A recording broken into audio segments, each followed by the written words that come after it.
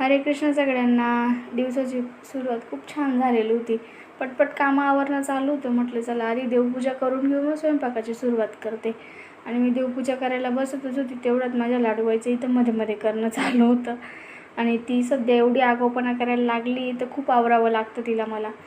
आणि छान देवपूजा करून झाल्यानंतर मग मी रामसाठी काढा बनवत होती आणि त्यांना थोडा आयुर्वेदिक काढा पाहिजे होता मग तेच त्यांच्यासाठी इथं बनवणं चालू होतं.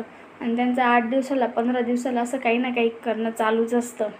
हे बनव ते बनव, म्हटलं जाऊ दे. मग त्यांना काढा बनवून दिला. मग मी माझ्या स्वयंपाकाला लागली. स्वयंपाकमध्ये मला आज मसाल्याची भाजी बनवायची होती. म्हटलं भाजीच काही सुचत नव्हती. म्हटलं चला आज मसाल्याची उडीद डाळ बनवूया. तेवढंच साऊ आणि राव पण येऊन गेले.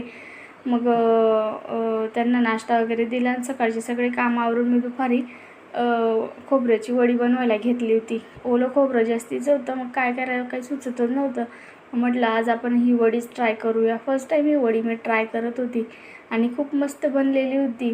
पुढे तुम्ही बघू शकता. जर तुम्हाला याचा डिटेलमध्ये व्हिडिओ हवा असेल तर कमेंटमध्ये नक्की सांगा. मी नक्की तुमच्यासोबत शेअर करेन.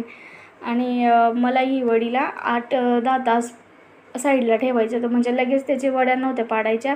किती व्यवस्थित सेट होईल तेव्हाच म्हटलं तिच्या वड्या पाडेल. मग ती 8-10 तासातच सेट होणार होती.